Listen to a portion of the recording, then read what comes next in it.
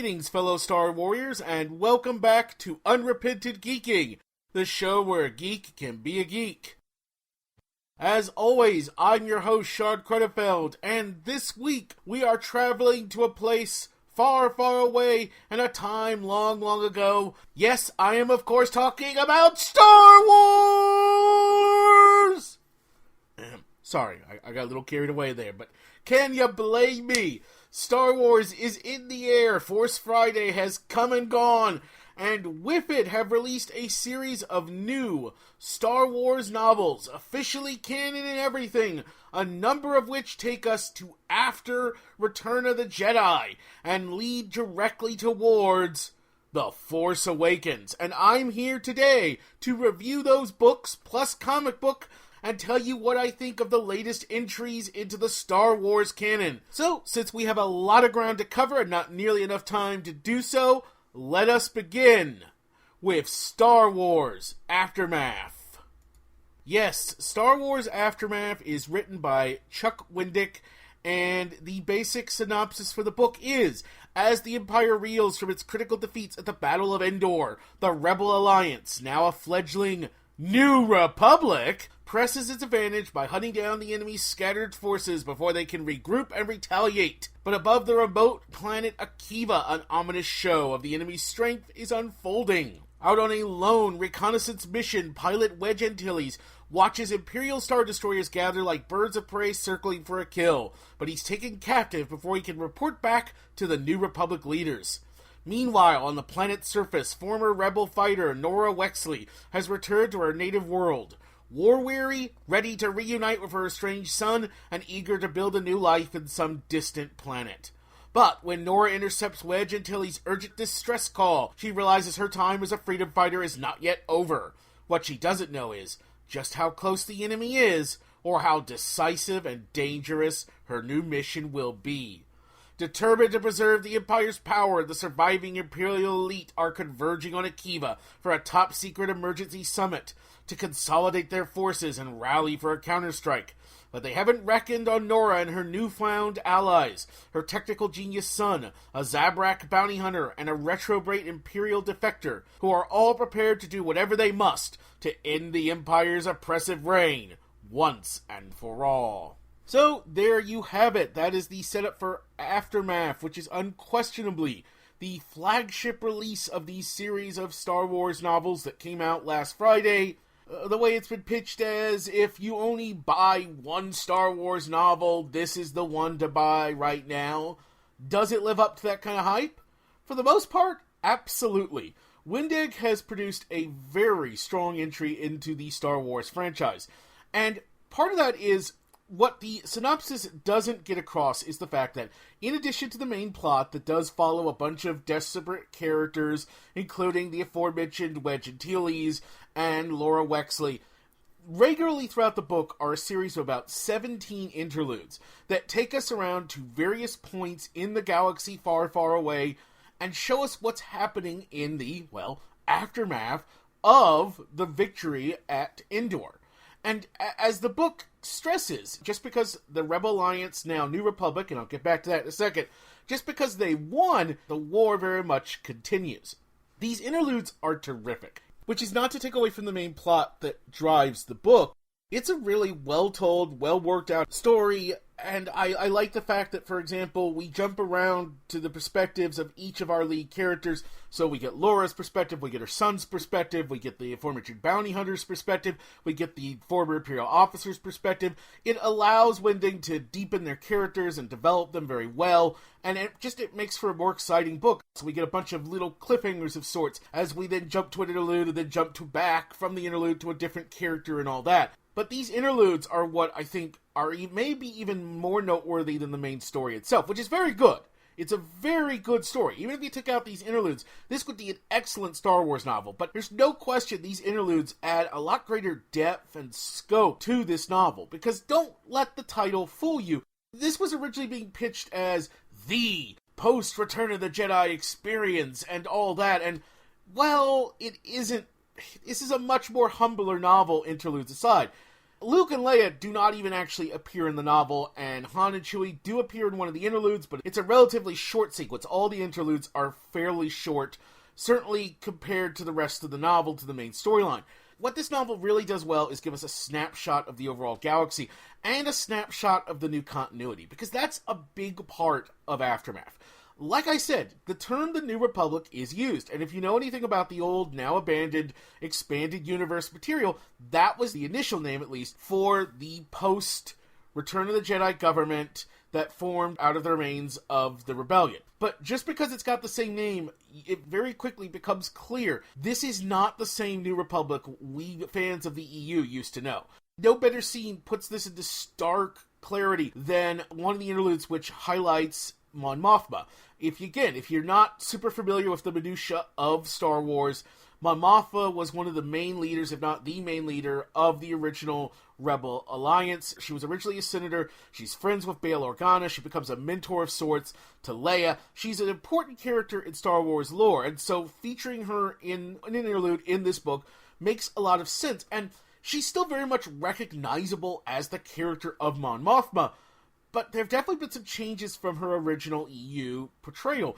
This is a Mon Mothma who's more driven by a desire for peace. A Mon Mothma who is anxious to relinquish a lot of the power that winning the war has granted her, because technically they're reforming the Republic and she still has all the war powers and the military control, and she wants to divest herself of that as quickly as possible, and she wants to cut the military down as soon as she can, and she's got a different focus. She has slightly different behaviors. Again, if you're not very familiar with the character, if you've never read the Zahn trilogy or any of the other novels, this is, like I said, real minutiae stuff, but for someone like me who has read every single EU book ever, even some of the kiddie ones, like the kiddie horror series. Yeah, no, they did a Star Wars horror series. It was basically Star Wars Goosebumps, believe it or not, and it's as ridiculous and awful as it sounds. But anyways, for somebody like me, the differences stand out like night and day. So a big part of the novel and the backdrop of the novel is the fact that Mon Mothma's homeworld has been liberated, and she is reforming the Senate on that planet. And this time, the Senate is all going to be represented by elected officials, not just like a title that's passed on. And there's hundreds of senators showing up, and it's a big moment in the book, and it's meant to highlight the New Republic is not just the rebellion with a new name, but it also showcases how this New Republic is different from its EU counterpart. In the EU, it took years before the Senate really got back up and running, and before people started taking the New Republic as a serious force, and not just the Rebel Alliance in new clothing. And that doesn't really seem to be the case here. As I said, a big part of Aftermath is jumping to the perspective of different characters, both in the interludes and the main story itself, and one of the major point-of-view characters in Aftermath is an Imperial officer, a leader, who first got introduced, actually, back in A New Dawn, which was the prelude novel to Rebels. And whenever we see things from her perspective, she tends to think about how close the Empire is to completely shattering, how tenuous their situation is, how bad even just a month later things are, and it's clear that we're seeing an accelerated timetable. And this isn't just about minutia, but it is interesting how throughout Aftermath, it feels like Winnick is going out of his way to highlight some of the differences in this brave new Star Wars world, as it were. Again, it's not something, if you've never read the EU, you're not going to find it distracting, because anytime he does this, he's careful to make sure that these sequences can stand alone as interesting additions to the story in their own rights.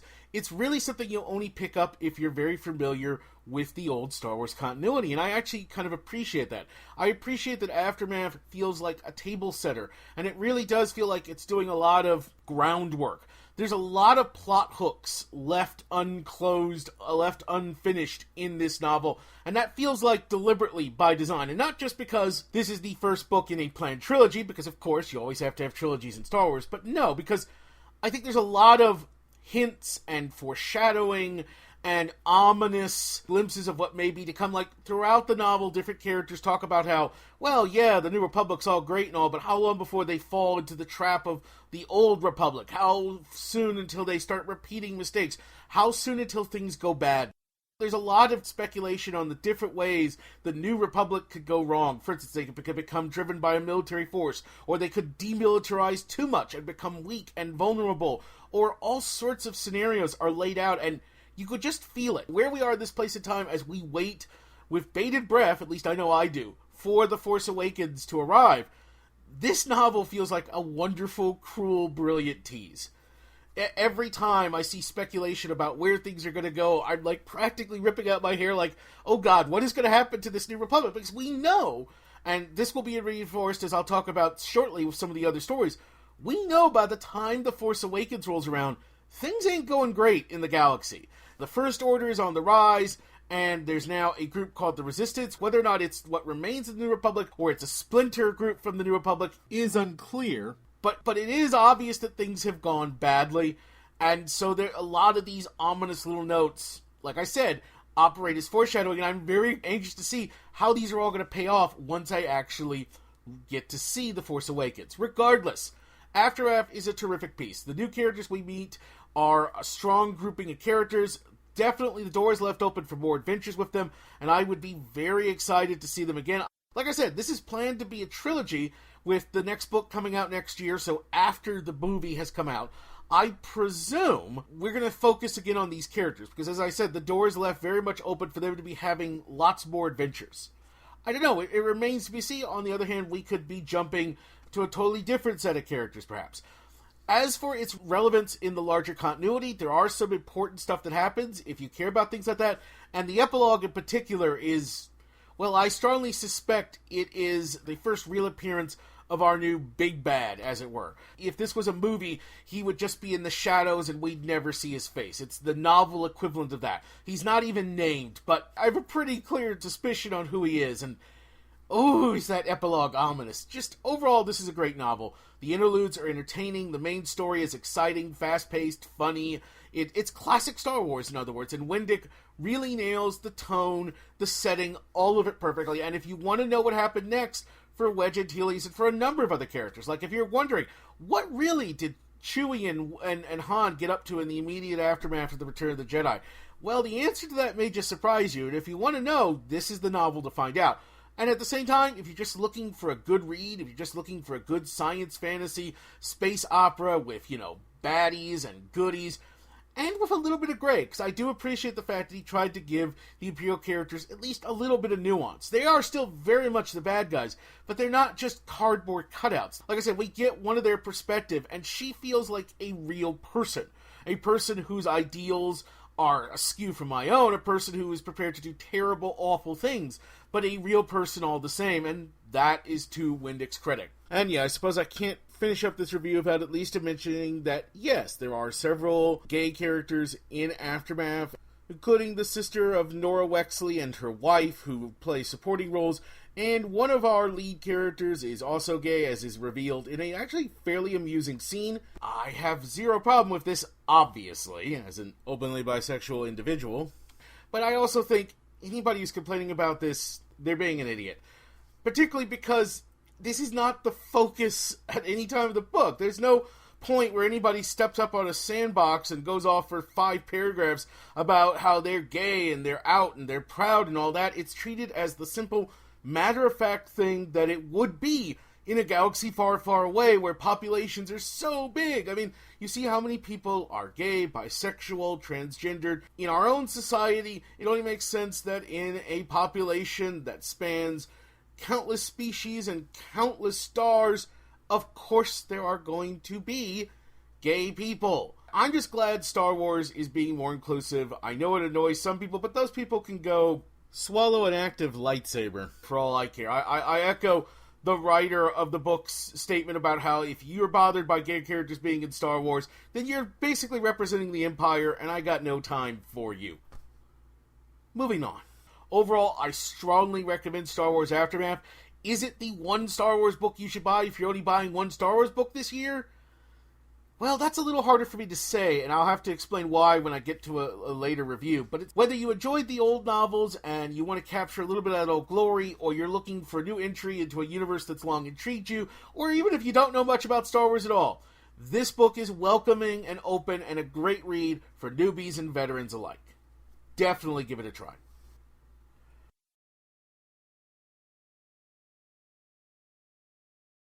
Okay, let's move on and take a look at a trio of novels, each focusing on one of the three leads of the original trilogy. We have The Weapon of a Jedi, a Luke Skywalker adventure by Jason Fry. Its synopsis is, Luke Skywalker returns for an all-new adventure in this thrilling upper-middle grade novel set between Star Wars A New Hope and Star Wars The Empire Strikes Back. The story finds Luke Skywalker, C-3PO, and R2-D2 stranded on a mysterious planet and explores a dangerous duel between Luke and a strange new villain. Hidden in the story are also clues and hints about the upcoming film Star Wars The Force Awakens, making this a must-read for fans old and new. Then we have Smuggler's Run, a Han Solo adventure by Greg Rucka. Han Solo and Chewbacca the Wookiee team up for an all-new adventure. Basically, the story follows everyone's favorite pair of smugglers as they fly the Millennium Falcon on a top-secret mission for the Rebellion. The rest is the same kind of text we got with the Luke's novel. And then there is Moving Target, a Princess Leia adventure, written by Cecil Castellucci and Jason Fry. And its quick little description is, the story follows the warrior princess as she leads a ragtag group of rebels on a dangerous mission against the Galactic Empire, set between the Star Wars The Empire Strikes Back and Star Wars The Return of the Jedi. Oh, and also all three books feature illustrations by Phil Noto, a comic book artist, and we'll be hearing his name again soon, but for now let's focus on the books themselves. All three of these novels are technically, as that said, aimed at upper middle grade, but don't be fooled by that description. These are not written down, they don't talk down. These are full-on Star Wars adventures that, as the description says, are very much designed for adults to read too. The only real concession to the audience is the fact that these are shorter novels, almost to the level of being novellas. And they have a price tag that reflects this. You can find all three books for under $6 each online digitally and for under $8 each in paperback. So none of these are going to break the bank, as it were. So they're cheaper, quicker experiences, but are these worth reading? And do they really tie into The Force Awakens and all that? And definitely all three are worth a read. How they tie in is pretty simple. Each book has a prologue and an epilogue set around the time of The Force Awakens. The Han Solo novel, for instance, opens with, well, the book tries to play coy, but it's obviously Han sitting in a bar listening to some gangsters talk, and he interjects and starts to tell a story. Leia's novel opens with her, as a general of the Resistance, recounting some of her life story to a droid for her memoirs, and Luke's novella opens with C-3PO. So sorry if you were hoping the novel would spoil what's going on with Luke. Nope. So that is the basic setup. And so there is some hints about what's going on with the characters, though they are somewhat deceptive. Like, between this and Aftermath, I feel like the Star Wars brain trust, as it were, is trying very hard to convince us that Han and Leia never got together or broke up. In the EU, famously, of course, Han and Leia eventually got married and had several kids, and what happened to their kids ended up becoming a real point of contention for myself and a lot of other people in the EU. They were a sign of just the creep of bad writing and bad decisions that started to flood the later EU books, well, at least the ones set with the characters of the original trilogy, but that's a discussion for another day. They're certainly trying to get us to think that Han and Leia aren't a couple anymore and probably never had kids, and I think they're really just trying to set us up for a big swerve in The Force Awakens. But let's get back to these three particular books. As I said, they're all well written. I think the weakest of the three, sadly, is the Han Solo novel. Not because it's bad. I mean, it's written by Greg Rucka. If you don't know that name, he's this amazing comic writer. He wrote Gotham Central. He's written some of the best comics of the last 20 years. He's a brilliant writer. But for whatever reason, the novel he ended up producing in this case just feels kind of generic. It feels like it could be any one of a dozen Han Solo adventures I've read over the years.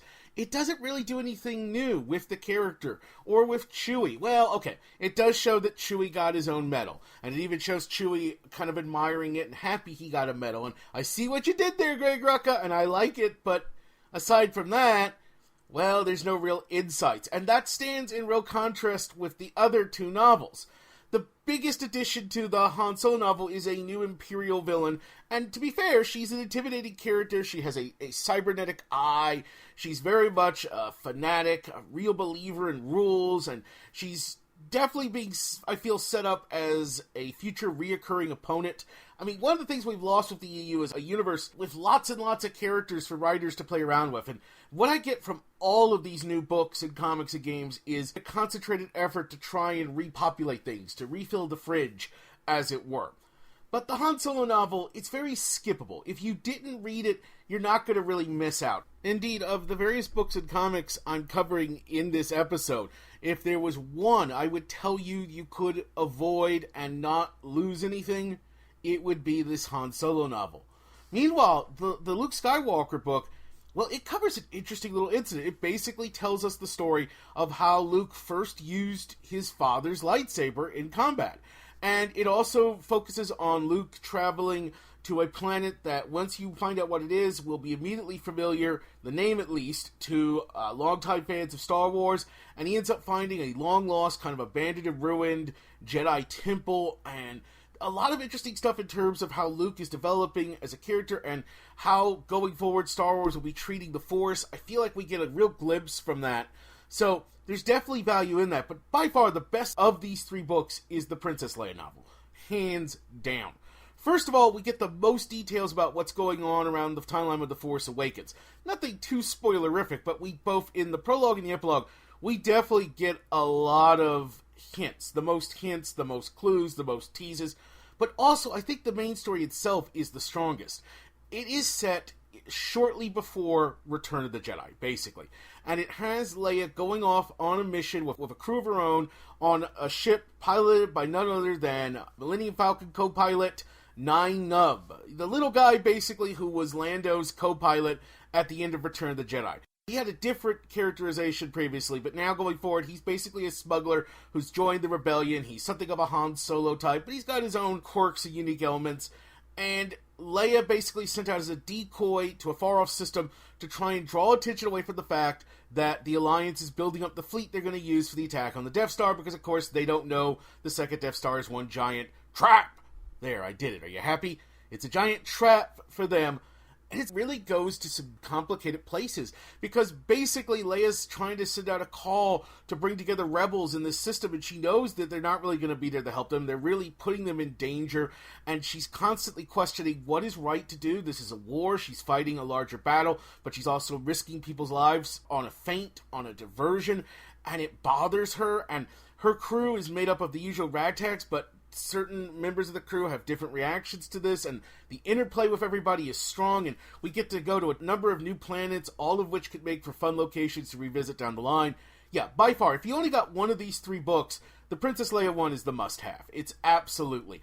First of all, because there's still not nearly enough stories just starring Leia, and she is the focus throughout. But also, it's got the strongest story. It fills in an interesting gap. It's set in an interesting period, because this is a Leia who knows she's in love with Han, and she's struggling with that as well. And at the start of the story, they're tracking down Han, and they're starting to get information, and she's struggling with, is it right for her to go on a mission that is personally important to her, but isn't really important, arguably, to the larger alliance, to the larger movement? Where does she draw the line between the need to serve and the need to be true to herself? And if you ever wondered what the Alliance brass thought of Luke and Leia and Lando going off on their own, well, you'll get the answer to that as well. It's a great book in its own right, but it's also an interesting piece to the larger puzzle of the Star Wars universe, and I love it when you could do books like that. So overall, these are three good books. The Han Solo's the most missable, but if you have the money, by all means, give them a read. You won't be sorry, and they're also perfect for kids. I mean, they are Star Wars novels, and there are some violence, there are some definite on-screen deaths. Some people get tortured. These may be aimed at middle schoolers, but they're not pulling any punches. I mean, it's about as graphic as a Star Wars thing ever gets. This isn't M-rated. This isn't rated R, but it is intense at times, so it's not just super kid-friendly. This is not like the Jedi Journals or that Star Wars book, which is basically those books that are a knockoff of a wimpy kid's diary just with Star Wars characters. No, these are full-on real Star Wars books. And if you're looking for some old-school adventures with hints of things to come, you can't go wrong with them.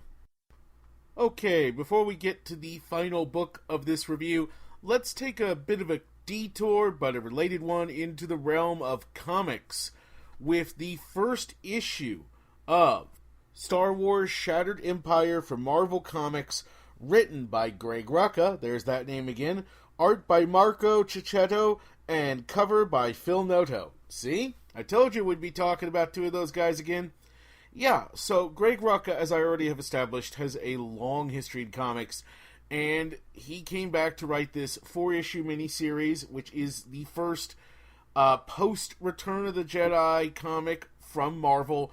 They've been currently doing a bunch of comics. They've been doing 2 ongoings, one centered around the General Rebellion crew set after A New Hope, the other set at the same time, focusing on Darth Vader, and then a mini-series. Previously, they did a Princess Leia mini. Currently, they're doing a Lando mini. And they also have an ongoing focusing on the early days of Kanan from Star Wars Rebels in the immediate aftermath of Order 66 and the death of the Jedi Order. But Shattered Empire instead takes a different tact. It tells the story of a wife and her husband, both of which are in the rebellion. And as the comic opens, we watch the final battle against the second Death Star over the skies of Endor. And actually, this is a familiar setting because Aftermath also dealt with this because one of its lead characters, Nora Wexley, was also a fighter pilot fighting in that battle and who was greatly affected by it. They don't feel like they overlap too much. On the surface, they sound similar, but again, there were a lot of fighters in that battle, so it makes sense. And our final novel will also deal with that battle as well, but again, it's one of the pivotal points of the entire franchise. So, I was a little worried because of when I first read the descriptions, because I'm like, so we have 2 different projects, both which have female leads who are fighter pilots at the Battle of Endor, but the devil really is in the details, and that's what I'll say about that. Regardless, Shattered Empire starts out over Endor. We see the destruction of the Death Star. We cut to the celebration below, and we see the husband and wife meet up. And what's interesting is the names of these 2 characters, the husband and wife. It's kind of a big reveal. It's certainly, a lot of people have been wondering, why are we focusing on these 2 characters going into the comic? Why are we not focusing on Luke, Leia, Han, all that? Although they are present. They're, again, as in Aftermath, they're not the leads. Although you will get to see a bit more of the command style of Han Solo, and they're definitely a bit more involved in the goings-on. But once you find out who the husband and wife really are, things start to become clear. That's all I'll say. I'll let you discover it for yourself. Just pay attention to their names. The comic itself is terrific. This is exactly what I would expect from Rucka. Between the narration and dialogue, he brings to life both of our lead characters in only a scant few pages. He immediately makes you care for them, and it seems clear we're being set up for something tragic and sad to happen by the end of the series. It just, trust me, when you figure out what's going on here, it's going to kind of feel inevitable, and that gives the book a definite sense of tension. The art is gorgeous. It handles both the character acting and the action well. It's a well-told story overall. Obviously, it's impossible to fully judge this book until all 4 issues come out, but based on this, I think we're looking at a strong addition to the Star Wars canon. I can't wait for the next issue. I think this is the best Star Wars comic that Marvel has put out to date, and I've really been enjoying their other stuff, so that's not some backhanded compliment. This is pretty much a must-read for Star Wars fans, especially if you also happen to enjoy comic books. And yes, for those looking for it, there are a number of promising tie-ins to The Force Awakens, and I'll just leave it at that. Go give Shattered Empire #1 a chance. I promise you will not be sorry. Alright, and that brings us to the final subject of today's review, Star Wars Lost Stars, written by Claudia Gray with illustrations by Phil Noto. The synopsis follows. This thrilling young adult novel gives readers a macro view of some of the most important events in the Star Wars universe, from the rise of the rebellion to the fall of the Empire. Readers will experience these major moments through the eyes of 2 childhood friends, Sienna Ray and Thane Kyril. Now on opposite sides of the war, will these 2 star-crossed lovers reunite, or will duty tear them and the galaxy apart? So, basically, yes, it's a young adult Star Wars novel with a heavy focus on romance and characters. Don't go run off screaming just yet, you darn knuckleheads. This is a terrific piece that definitely deserves a place in any Star Wars fan's collection.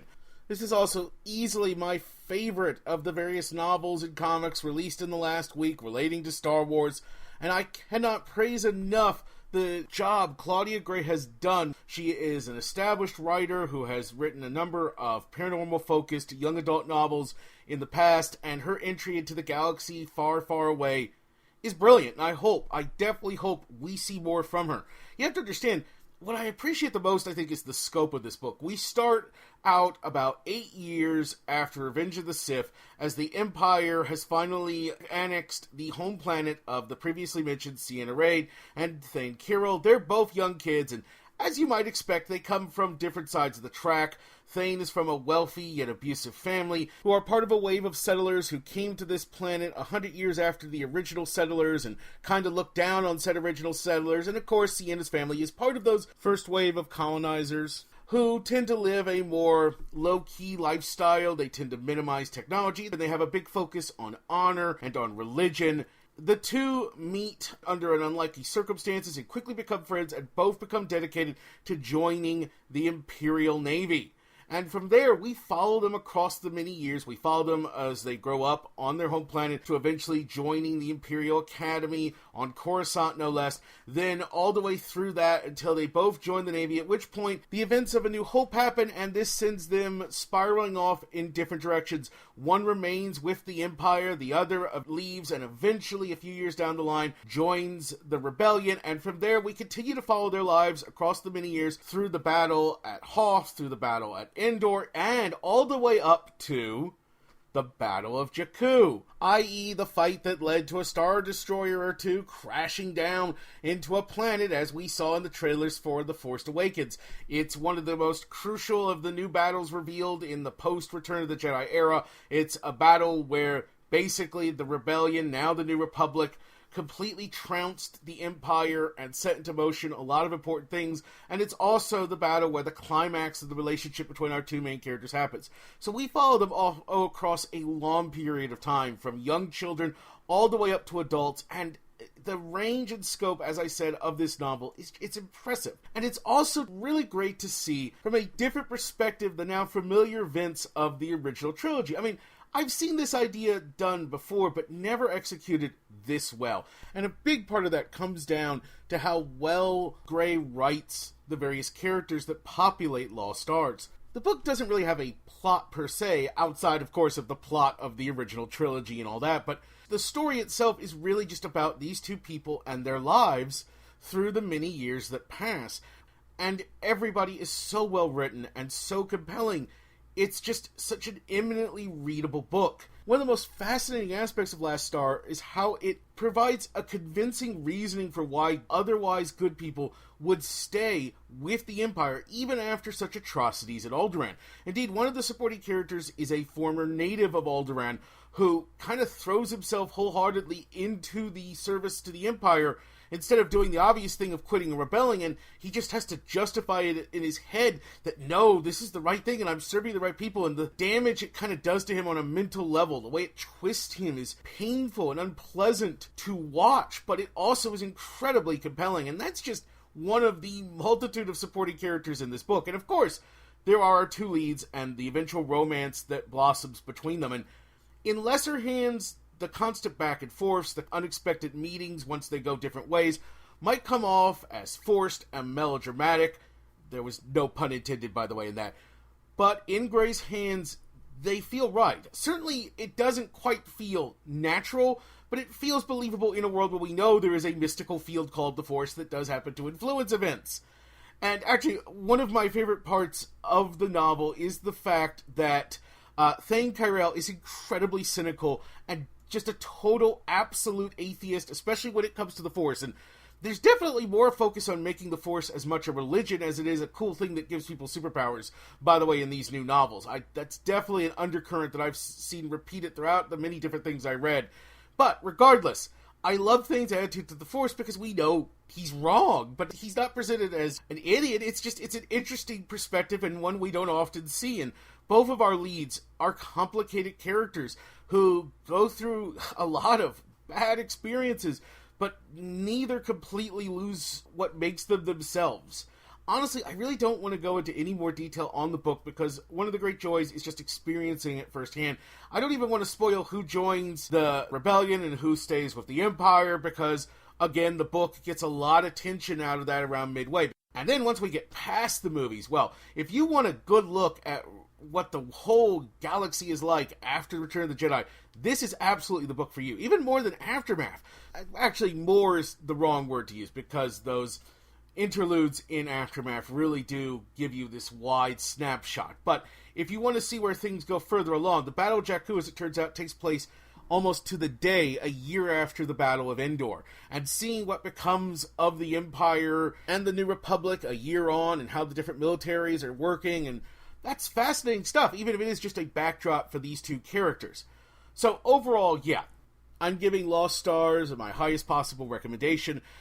Currently, you can get it for $9.89 in hardcover. It's about the length of your standard Star Wars novels, so, that's a real steal. You can also get it for Kindle for less than $9. It's an absolute must-read.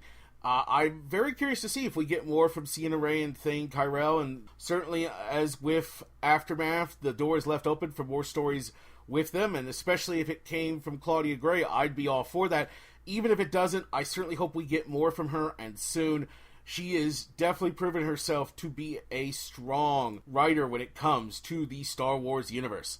So, there you go. Give Lost Stars a read. It is just an amazing book. Whew! Alright, that's gonna do it for this episode of Unrepentant Geeking, and boy, am I worn out. But hey, there's lots more to come. I'm not even close to being done. Next week, I've got the big Patreon-requested review of the worst Spider-Man comic ever made. No, not that one. Or that one. Alright, I already said that one last time. No, it's the other worst one. Yes, that one. If you still don't know which story I'm talking about, well, you'll just have to tune in next week. And I've also got reviews of a number of games coming, including the just-released mobile Star Wars game, Uprising. So we're not quite done with the galaxy far, far away just yet. In the meantime, you can check out more of my stuff at unrepentantgeeking.com. Also, you can find me at YouTube under Storyteller SJK. And if you want to throw some support my way, please head on over to Patreon/unrepentantgeeking. Even just a couple dollars a month could be a big help in keeping the lights on around here. Any support you give is greatly appreciated and important.